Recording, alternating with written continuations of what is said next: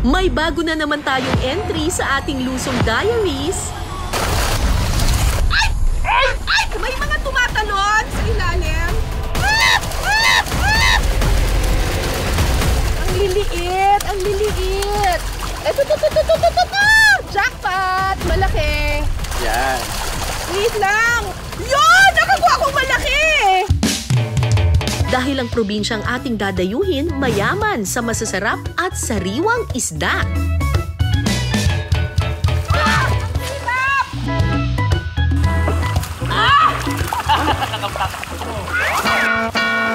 Wait lang! Eto na!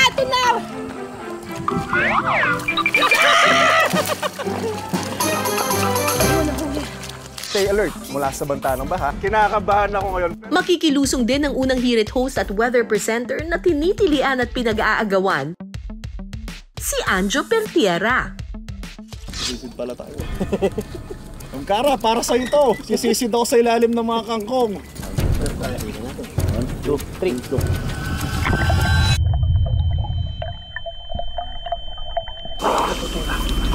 Nasaan na ako?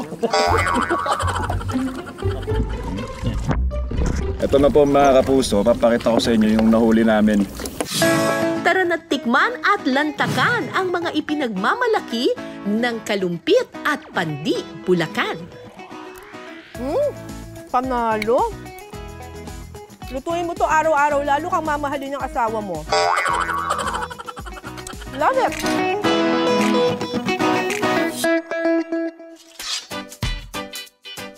Bagamat kilala sa malalawak na palayan ang bayan ng Pandi, may iba pa raw ipinagmamalaki. Yan ang mga palaisdaan o man-made ponds na sagana sa isda. Andito ako ngayon sa Pandi, Bulacan. Kilala ang Pandi, Bulacan dahil sa mga farming communities nito. Pero hindi po tayo ngayon magsasaka at hindi rin po tayo magtatanim. Ang gagawin po natin ay manghuhuli tayo ng isda. Pamilyar ba kayo sa isdang cream dory or pangasius? Believe it or not, ang cream dory ay isa lang ring uri ng hito or ng catfish. So ngayon, bababa po tayo dito. Tama po? Dito po. Okay. So yung mga cream dory ay nandito po sa gitna. Tapos ang gagawin natin parang barikada. Sa paraang ito, maitataboy ang mga cream dory papunta sa dulong bahagi ng pond, kung saan maiipon ang mga ito at mas madaling mahuhuli. Baka lumabas sila doon. Walang hawak doon sa dulo, kuya. Ay! May mga tumatalon sa ilalim. May gumagalaw na sa paa ko, kuya. So ngayon, bibilugin na namin sila. Titrap namin sila doon sa loob. Uy, meron na dito sa paa ko. Nararamdaman ko. Ay! Sorry, kuya, may gumagalaw. Ay! Nakawala! Kuya, may nakawala dito.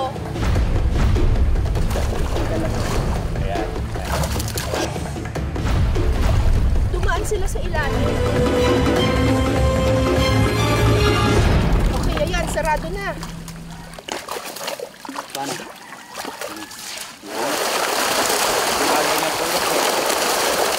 So nakikita nyo po, lumiit na yung lambat at nandito na yung mga cream dory. Ang tanong, paano natin siya ilalagay dito? Pwede po siya salukin, pwede po siyang dakmain. Eh pero kuya, may tibo. Sa buntot po ang tabang pa ganyan. Ang kailangan sa buntot. Opo, sa ganito po tabang. Ang cream dory o pangasius ay isang uri ng freshwater catfish. Pero kumpara sa kilala nating hito, mas malapad at mas mahaba ang cream dory. Yan, okay po yan. Ay, para siyang buntis. O ganito talaga. Opo, ganyan po. Wala pala siyang tibo. Ito po yung tibo niya. Ah, ito ang tibo niya. Ay, matigas po. So, kung ayaw niyo pong matibo, hawakan niyo po siya sa buntot. Kung maliit, kawalan na po. Kawalan Ay, papakawalan, maliit. Yan, Ito, pwede na po ito.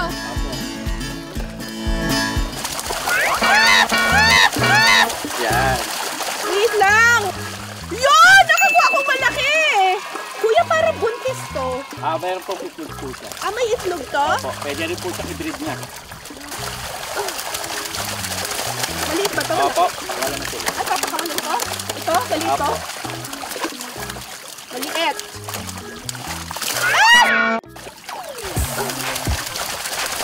Ang liliit! Ang liliit! Eto, jackpot! Malaki! Pwede mo Okay na pong tayo? pangulam. May pangulam na. Ayun, may malaki! May malaki! Ayun. Ito! Wow! Yan! Yan ang malaki! Ano ba mas masarap, yung maliit, malaki? Parehas lang po. Parehas lang. Opo. Whether maliit or malaki raw yung cream dory, parehas lang ng lasa. Pero, pinakakawalan natin yung mga maliliit para pwede pa silang lumaki at mapakinabangan. Okay. At ikaw, malaki ka! Kaya kukunin kita! Success ang pagkuha ng cream dory kaya diretso na tayo sa kusina. Magluluto kami ngayon ni Delia ng sweet and sour cream dory. Ang ginawa namin doon sa cream dory ay pinrito na muna natin siya. Yes, ma'am. So, since mainit na to, lalagyan na natin ng oil. Igigisa muna ang bawang at sibuyas. Sunod na ilalagay ang seasoning, asin at paminta. Saka ihahalo ang carrots, red bell pepper at ketchup. Titimplahan ito ng asukal at hahaluin ng bahagya. Sunod na ilalagay ang pineapple juice at suka. So, lalagay po natin konti lang kasi meron na pong pineapple. Saka ihahalo ang slurry o cornstarch na tinunaw sa tubig. Huling ilalagay ang pinritong cream dory fillet.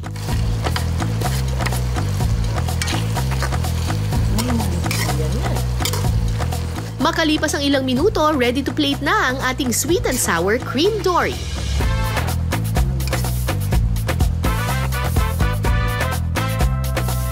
At eto na po ang ating sweet and sour cream dory. Ilabas na ang kanin!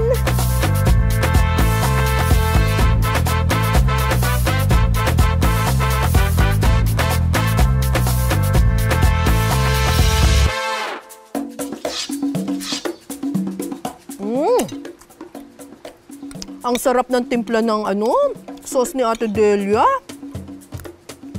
Panalo. Okay pala yung merong pineapple juice, no? Sarap ng timpla ng sauce. Tapos yung mismong cream dory, ang lambot-lambot. Panalo ka, Ate Delia. Lutuin mo to araw-araw, lalo kang mamahalin ng asawa mo. Love it! Hindi kalayuan mula sa mga palayan, may naglalakihan ding palaisdaan na makikita sa Pandi, Bulacan. Ang pangunahing inaalagaan dito, mga hito. Karaniwang gumagamit ng lambat sa pag-harvest ng hito. Pero para mahuli ang mga natirang hito, nililimas o dinidrain ang tubig sa palaisdaan. Kaya naman ang palaisdaan na aking lulusungin, walang tubig. Ang meron, putik.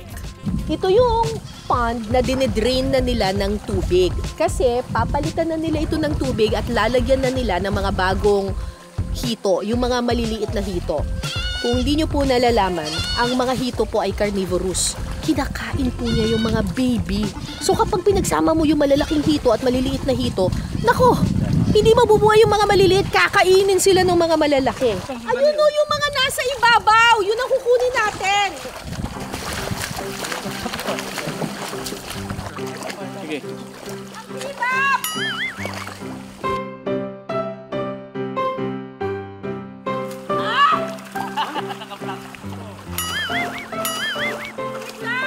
Grabe, ang lalim ng putik. Hirap po talaga dito sa Bulacan. Sila nga. Ito lang ulo yung sapatos ko na Magpapaan na lang ako! Akala po. Ay, Maganda po nakapaan. eto na!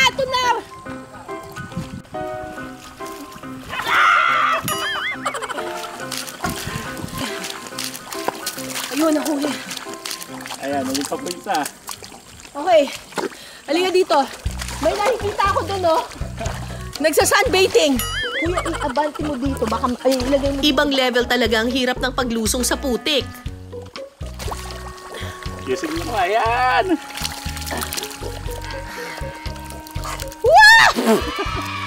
I got one. Ito pa po isa. Okay, mag-sunbaiting ka lang dyan. Uliin kita. Pasok! Pasok! Tulak niyo po na isang kamay niyo. Papapasok. Pasok, pasok. Pasok ka na. Sige na, please. Ayan. Ang bait. Pumasok na. Mag-isa. Pagka nasa tubig sila, mahirap talaga hulihin. Madulas. Hindi po kagaya ng Pangasius. Randuri. Parang dito. Nagpapahuli lang sila. Dito tayo sa may mga tubig na yan. Ito po. Ito eh. Ay nakikita ako. Nagsiswimming. Come on, swimming! Yan! Pumunta ka dyan! Wala ka nang kawala sa akin! Kailangan kasi, doon mo siya huhulihin sa ulo. Okay. Ito. Kampanerang kuba. Huli ka na. Huli ka. Huli kita. Nahuli na kita. Mali yung pwesto ng ano ko. Teka lang. Puro burak. Tatlo na nakuha ko. Pinasarap trivia time! Alam niyo bang may halos 3,000 species ng hito sa buong mundo? At ang hito na nakukuha dito sa Pandi, Bulacan, pinaghalong breed ng African at Thai catfish. Ang mga mixed breed na hito kasi mas mabilis lumaki at mas mabigat kumpara sa native na hito. Saan pa? Ayan. Trap ka na dyan! Hindi po. Diyan ka lang po. Trap ka na! Sige kuya, kunin mo yan. Yun! Hindi na siya makakilos. Papasok yan! Papasok na yan! Good boy! Woo! Op! Kaya ko po yung sarili ko. Kaya ko po. Marunong din po ako gumapang para pong hito. Karaniwan ang luto natin sa hito ay inihaw o kaya prito. Sa amin sa Pampanga, lagat, yung nilalagyan namin ng luya, ganyan. Pero ang ituturo sa atin ngayon ni Nanay Flor ay sinigang. Pwede palang isigang ang hito? Pwede po, ma'am.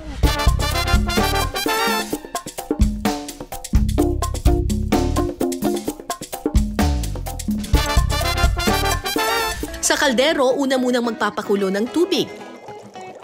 Saka ilalagay ang luya, sampalok, kamatis, at sibuyas. Sunod ditong titimplahan ng asin at seasoning. Tatakpan ito at pakukuluin ng 2 minuto. Ganyan talaga dito sa probinsya magluto. Yung iba po kasi pag nagsisinigang ginigisa pa nila eh, no? Apo. Pero dito sa inyo talagang pakulo lang tapos halo-halo na lang lahat. Apo. Kapag kumulo na ang sabaw, bahagyang dudurugin ang sampalok para kumatas ito. Saka ilalagay ang mga nalinisang hito. Pakukuluin muli ito ng 20 minuto. Ayan, tignan na natin. Wow! Luto na yan, ano? Opo, ma'am. Pwede na po natin ilagay yung ibang ingredients. Okay. Sunod na ihahalo ang puso ng saging. Dadagdagan ng tubig, saka ilalagay ang siling haba at sinigang powder. Huling ihahalo ang talbos ng kamote at patis.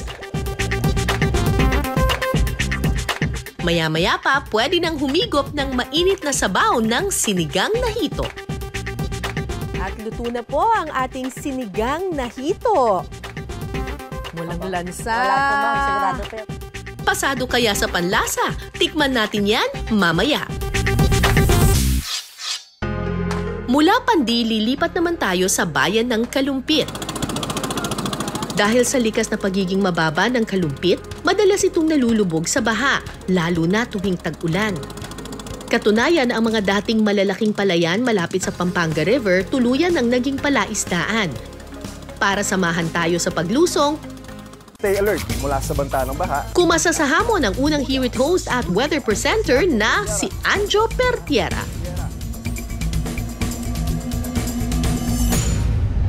Magandang araw mga kapuso, at kung pansin nyo, matindi ang sigat ng araw at dahil dyan mataas nga po ang heat index. Pero Nasaan ba ako? Parang ibang show to ah. Dito pa ako sa pinasarap. Kaya ang gagawin natin, sisisid tayo.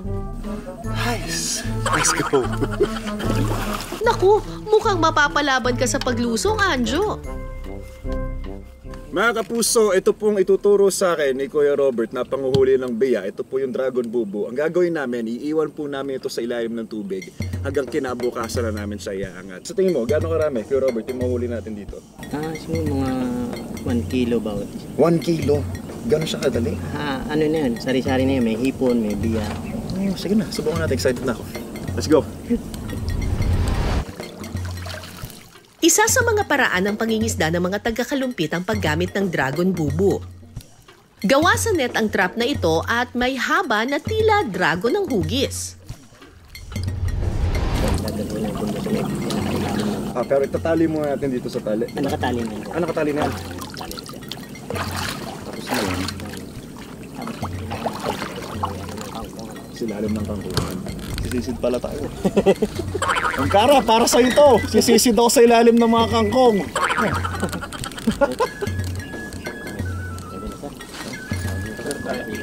One, two, three.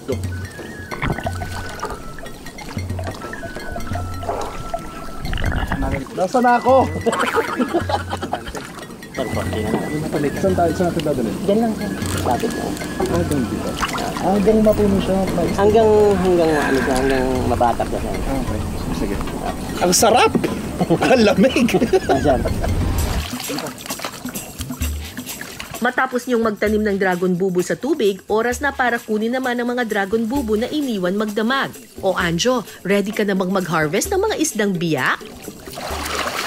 So gagawin natin ngayon, Kuya Robert, kuha tayo ng banyera, tapos titignan natin kung gaano karami ngayon laman itong Dragon Bubu. Wait lang, kuha tayo banyera. Kasi yung banyera natin. Ayun, yun pala. Oh, sakto, buksan mo na yung Robert. Lagyan mo dito. Buksan natin yan. Yan.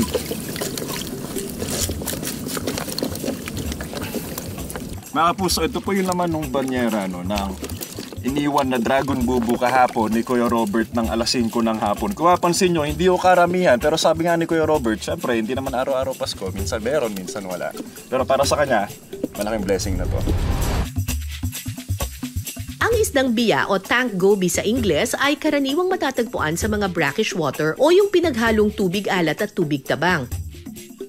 Karaniwan din itong naninirahan sa ilalim ng mga halaman tulad ng kangkong. Robert, pangalawa natin to, no? Tara na. Buhos natin yan. Ito mas marami, no? Ito, lahat sabay, kahapon, sabay-sabay mo ito inilagay ng alas 5 na hapon. Yes, sir. Tama, lahat, no? Alas 5 lahat.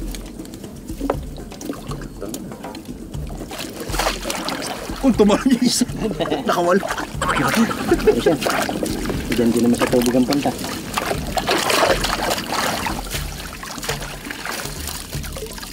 Para safe, di na makatakas na mga isda.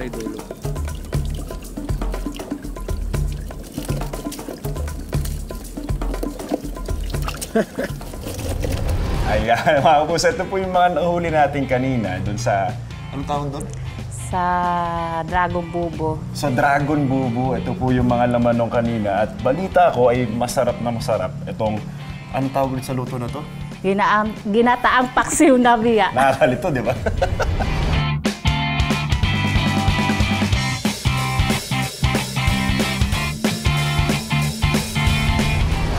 Biya po muna. Okay. Sa isang kawali, unang ilalagay ang nalinis na isdang biya. Sunod na ilalagay ang suka, asin, paminta, sibuyas, luya at seasoning.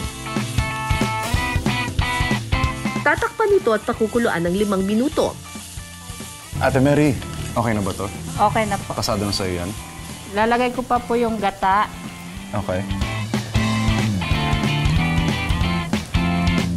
Sunod na ihahalo ang siling haba at dahon ng sibuyas. Pakukuluin ulit ito ng 1 minuto.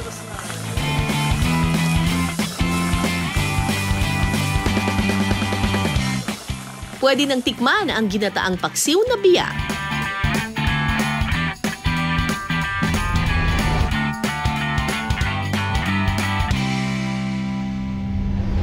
Favorite ko tong gata eh. Unang kagat. Ang sarap. Ate Marian, sarap babes. I like it. Kaso konti nung laman, no? So mga kapuso, para ma-enjoy nyo talaga siya, dadamihan nyo ang luto. Hindi pwede kakaunti, mabibitin kayo. Very good to. I like it so much.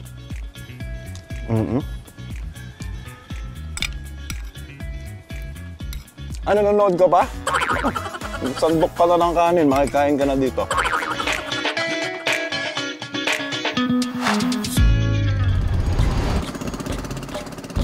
Ngayong nakapag-recharge ka na, hindi pa natatapos ang lusong challenge namin para sa iyo. Back to you, Anjo! Ay, dali. Mas malamig tubig dito, ano?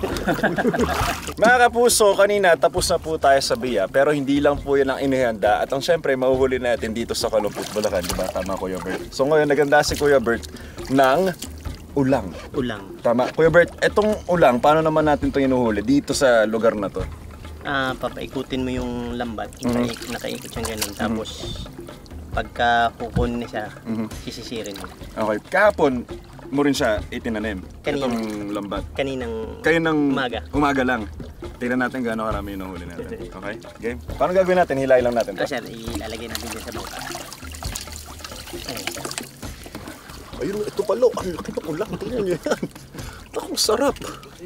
Ganun talaga kalaki to? Sir, mas lumalaki pa dyan. May mas malaki pa dito? May mas malaki pa dyan. Naninipit ba to? Yes, sir. Masakit? Sakit din. Tatay tayo dyan. Sa pangunguha ng ulang, gumagamit ang mga taga-Kalumpit ng lambat na may habang 100 metro. Iniiwan ito ng 4 hanggang 5 oras bago hanguin. Tilapia. Oh, tilapia ulit oh. Sa paraang ito, mas maraming ulang ang matatrap sa lambat. Ang ganda ng kulay ano. Ganito talaga ang kulay ng mga ulang. Lalaki yan, sir. Kapag babae, May umiitlog. pwedeng alagaan yun. Yes, sir. Naalagaan mo. Gano'n ka ba itong lambat na to? Pero 100 meters. 100 meters ako, mali na. Yes, sir. Ay, Ulang. itong laki! Ang laki nito. Ang ulang o giant freshwater prawn kulay blue at may mahabang sipit kumpara sa karaniwang hipon. Mas malaki rin ang ulo nito. Oh, ulang ulit to. Ito ang laki, haba ng galamay nito. Naku, mamaya ka sa akin. Pwede ba iuwi ito? Akin na lang to. Sama ko sa aquarium. Wala pa yung dulo, Kuya Robert? Konting tiis na lang, Anjo, mararating nyo na rin ang dulo ng tagumpay. Ang dulo ng lambat. Point out din pala talaga to, no? Robert, araw-araw mo ba ginagawa to? Itong paglalambat, tsaka pagda-dragon bubo? Yung ikalawang araw. Ano to? Dalagyan. Dalag. Ay, ang laki nito. Ito talaga ang definasyon ng malaki. Kita nyo ba yan? Ito. Okay na, tapos na. Sa wakas. Mga kapuso, ngayon, naku, ito na yung pinakihintay natin syempre. After natin manghuli ng ulang, kasama natin si Ate. Jen Ramos po. At si Ate Jen, tuturuan tayo magluto ng garlic buttered ulang. 1, 2, 3.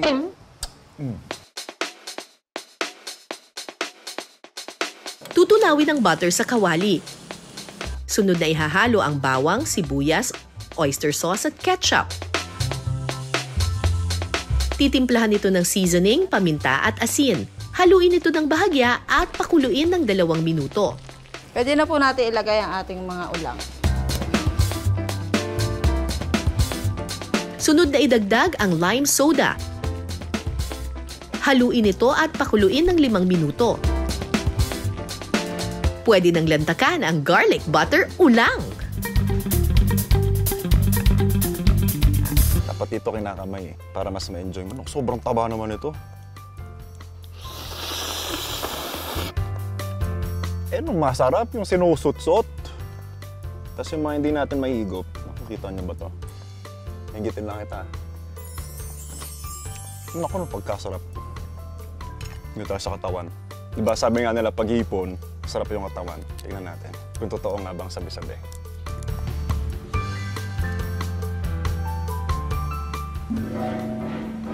Pwede mo magdabog. Sarap. Napagkasarap. Matapos lumusong sa putikan,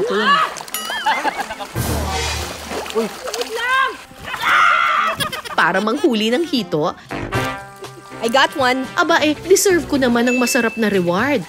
Ready na akong tikman ang sinigang na hito. First time kong kakain ng sinigang na hito. Usually yung hito, well, inihaw ang kinakain ko. Sinigang na hito. Ano kayang lasa nito? Okay, titikman ko muna yung sabaw.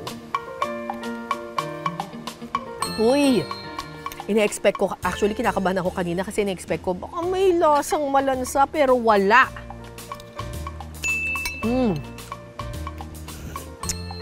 Sakto yung asim, sakto yung luto sa gulay, yung alam mong may crunch pa ng konti. Tikman natin ngayon itong hito. Luto na talaga siya.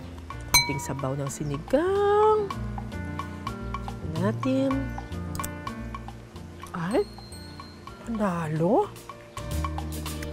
Uy, masarap siya. Lasang-lasa mo pa rin yung hito. Pasok na yan! Good boy! Yahoo! Ang dating palayan, naging palaisdaan. Ay! May mga tumatalon sa ilalim. Patunay na ang mga Bulakenyo kayang sumabay sa pagbabago ng kapaligiran.